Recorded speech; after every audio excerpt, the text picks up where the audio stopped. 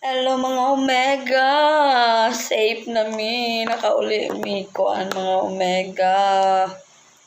Nanako sa, nakabalik na ko gikan kog airport. Tapos, dato na ko si Mamelka guys. Kay bulag mo nag-terminal sila. Mamizel si Mamelka. So, ako sang gatid si Mamelka para na siya kauban. Gato na ko siya sa terminal 3. Kaya si Ma'am Messel, okay naman to. Kay kaya naman to niya. So si Ma'am Melka, dako, manggod siya. Dakan mo siya dala.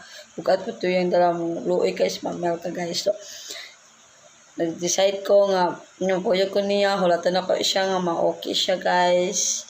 Ma-okay ang bag. Ang mo naman kung gano'n mga Omega is, ma-okay ang iyahang bag. Kay bag yun ang gano'n kay, basin mong good o di, ma-over baggage si Ma'am ka ba problema mi din ba ay bawal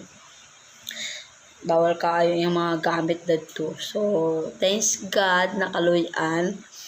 Thank you Lord kay itagaan nimo og relax si Ma'am ka nga ma-okay ang iyang mga gamit. Then to na siya nakapahulay na si Ma'am Hazel po nakapag-relax na siya dito sa Terminal 2. So, nga guys, mingono ko nila as is, tinoon lang, hindi ko mag-emote. Ito sa tinoon na,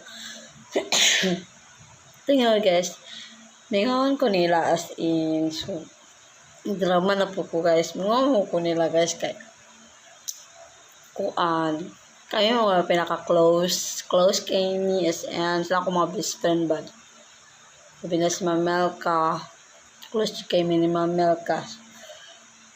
Mau dali kay kumingawon niya.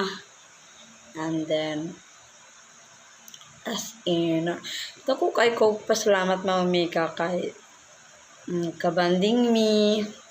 Bitang, wala ni mo na-expect. Katapa. Guys, di ko katulgon mga Omega. Ay, ambot lang. Oy, gimingawan na dyan ko. Kalito bito kamingaw. Biyaan ko sa duha. Ito, hati na lang mingawan ko ni Mamelka. Ay, dagan bagay kaming banding. As intaas kaming mga memories. So, dagan kaming pinagsamahan. Charot. Nung mingawan dyan ko niya. O, thankful ko. Kay nagka-banding dyan ming duha as in. Nga pila ka days, 5 days. Na dili kakatuo nga wala mi sa bukid nun pero nakaabot mi og layon dapit kay nga bitaw mga Omega. So memories jud kaayo. So salamat sa iyang time para na tayo makabanding pud ba. Hindi wala naman na ina-expect nga abot ka jud ang time. Abot jud ang time nga makabanding ka jud mong duha. Then Ma'am Hazel, nga na, si Ma'am una manggod ana guys, Ma'am Hazel manggod una nag-invite naglaan sa Baguio, and then una ato nagduduha pa jud mga Omega. Then ato nga time wala pa ko nag-oo kay plano lagi ba di ko kauli kay na dapat Mindanao amo ang travel with New Era teachers. Excited ko din nagdaduha po ko atong taga New Era kay 2 weeks la travel and 2 weeks sila bakasyon. So di man ko pwede 2 weeks mga Omega, di ko pwede 2 weeks. So kuan lang kanang ang anak ko nga dili ko sigurado nga musugot ko ko sa ila. Matang wala na dayon pod kina-cancel pod ko busy siguro pod sila man wala pa sila dayon travel. Then pagkabalo na ko nasugot si tatay nangadyog ko una sa layo pa ani oo man siya. So nama may holiday so okay lang.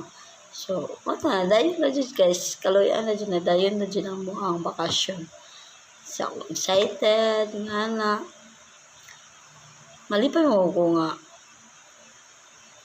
kuan kanang sila akong kauban lahat ang feelings na si Ma'am kang kauban karon guys bibingaw ako sa duha Sana man dyan ang life guys, no?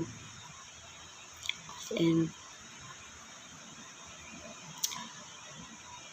kami kayo mo sabi na hilakog ayo pero ano man siya ma-feel man dyan ni may mong kabingo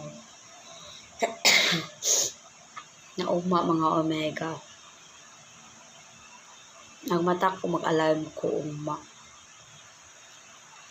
mga alas 8 mata ko kanya alas 12 na wala pa ako natulog wala lang ako kutugod so magkuhaan ko karon alas 8 mata ko ka maglimhinlo ko dire then check na ako ang mga daloon yun hindi mga omega mingaw lang dito guys nahuman na bitaw mong bakasyon kabalo man job mo kung isa dyan ako kalad si Mamelka ubo ko na wala lang ako ipakita niya ang kadramahan kay katakatawa naman ko na siya